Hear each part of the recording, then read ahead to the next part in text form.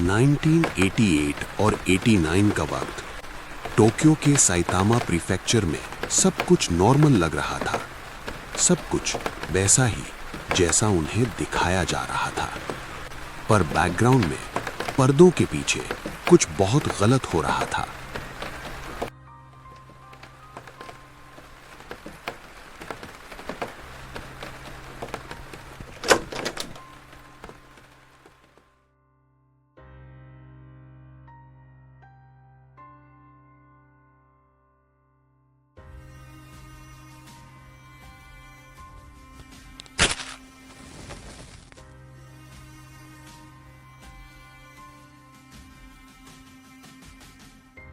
लोग कहते हैं कि इंसान पैदाइशी बुरा नहीं होता, पर इस केस की फाइल खोलने के बाद मैं खुद इतना श्योर नहीं हूं।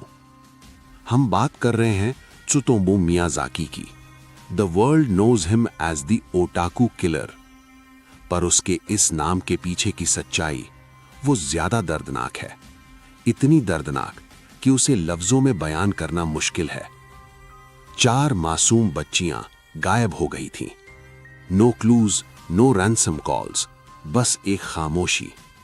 एक ऐसी खामोशी जो पूरे जापान की रूह को अंदर से डरा रही थी, जैसे कोई साया हो जो हर गली में छुपा हो। 1962 टोक्यो के इताबाशी में एक बच्चा पैदा हुआ, मियाजाकी।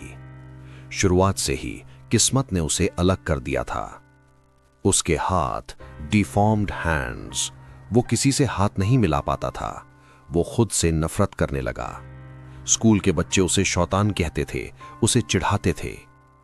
जब दुनिया ने उसे रिजेक्ट किया तो उसने दरवाजा बंद कर लिया। उसका कमरा उसका किला बन गया। एनिमे, मांगा, स्लैशर फिल्म्स, ये सिर्फ एंटरटेनमेंट नहीं था, ये उसकी रियलिटी बनती जा रही थी। मैंने उसके कमरे की फोटोज देखी हैं। वहां इंसानियत की कोई जगह नहीं थी, सिर्फ रियल लाइफ थी। एक ऐसा अंधेरा जहां साए भी खौफ खाते थे। उसके पिता के पास उसके लिए वक्त नहीं था। एक अमीर खानदान पर एक खाली घर। No love, no guidance. सिर्फ एक इंसान था जो उसे समझता था, उसके ग्रैंडफादर। वो उसकी जिंदगी का अकेला सहारा थे। मई 1988 मियाजाकी का आखिरी कनेक्शन भी टूट गया। वहां से उसका मेंटल कोलैप्स शुरू हुआ। उसने अपने ग्रैंडफादर की राख एशेस के साथ जो किया वो बयान नहीं किया जा सकता। अब दिमाग में सिर्फ एक ही धुन थी, फैंटेसी को रियल बनाना, खून देखना। प्यास बढ़ रही थी। मैं साइतामा के मैप को देख रहा हूं।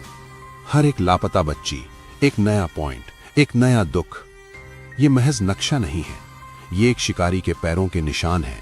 अगस्त 1988 पहली शिकार, मारी कोनो।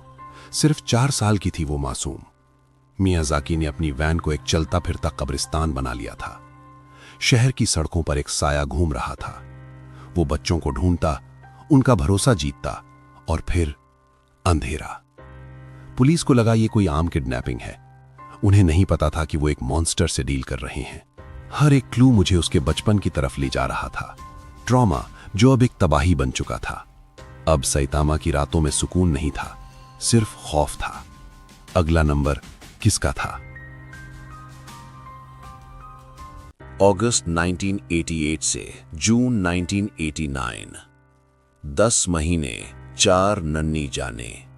Miyazaki was not just a killer, he was a sadist who fed on the grief of parents.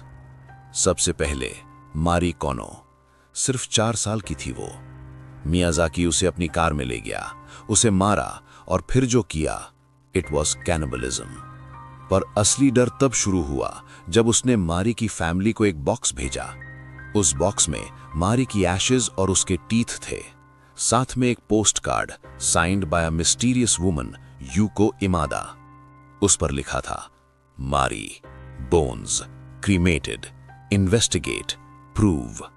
वो पुलिस को चैलेंज कर रहा था, उनका मजाक उड़ा रहा था। फिर आई एरिका नाम्बा।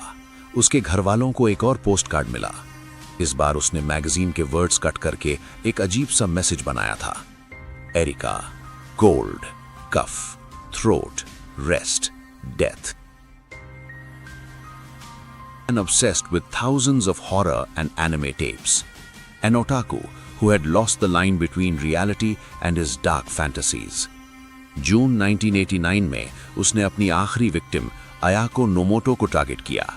इस बार क्रूएल्टी की सारी हदें पार हो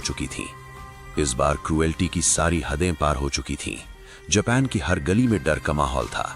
हर माँ बाप अपने बच्चे को छुपा कर रख रहा था, पर मियाज़ाकी को लगा कि वो कभी पकड़ा नहीं जाएगा। He thought he was invincible. जुलाई 1989 में वो पकड़ा गया जब वो एक और लड़की को मोलेस्ट करने की कोशिश कर रहा था। पर असली शौक तब लगा जब पुलिस उसके कमरे में घुसी। वहां एक अजीब सा सन्नाटा था, जैसे दीवारें कुछ बोलना चाहती हों। 6000 वीडियो टेप्स, 6000। सोचो, 6000 काली कैसेट्स फ्लोर से छत तक एक पहाड़ की तरह खड़ी थीं। उसमें हॉरर मूवीज थीं, एनिमे था और सबसे गंदा उसके खुद के रिकॉर्ड किए हुए फुटेज। उस कमरे में इतनी भीड़ थी कि सांस लेने की जगह नहीं थी। पर मियाज़ाकी वहां अकेला नहीं था। उस दम घोटू अंधेरे में उसके साथ उसकी दरिंदगी के 6000 सबूत मौजूद थे। हर टेप एक चीख थी जिसे दबा दिया गया था। इसी वजह से मीडिया ने उसे ओटाकू लेबल दे दिया। इस एक केस ने जापान में ओटाकू कल्चर को हमेशा के लिए बदल दिया। लोग हर उस इंसान को शक की नजर से देखने लगे जो एनिमे या गेम्स पसंद करता था। पड़ोसी एक दूसरे पर नजर रखने लगे और हर अकेला रहने वाला लड़का एक पोटेंशियल मुजरिम बन गया। समाज में एक ऐसी दरार पड़ गई जिसे भरना नामुमकिन था।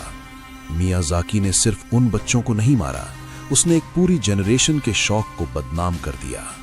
उनका बचपन, उनकी मासूमियत, उनकी पसंद, सब उन 6000 टेप्स के ढेर में कहीं हमेशा के लिए दफन हो गया। मियाज़ाकी को 2008 में एग्जीक्यूट कर दिया गया। पर सवाल आज भी वही है, क्या वो सिर्फ एक बीमार दिमाग था या सोसाइटी की फेलियर? ओटाकू किलर की कहानी हमें रिमाइंड करती है कि आइसोलेशन और ऑब्सेशन जब मिलते हैं तो नतीजा कितना खतरनाक हो सकता है। क्राइम फाइल्स बंद हो सकती हैं, पर डर हमेशा जिंदा रहता है। मियाज़ाकी। एनीवे, मेरा कॉफी का वक्त हो गया है। अगली बार मिलेंगे एक नए केस के साथ। फाइलें अलमारी में जा सकती हैं, पर सच कभी नहीं सोता। Stay safe, because shadows are always watching.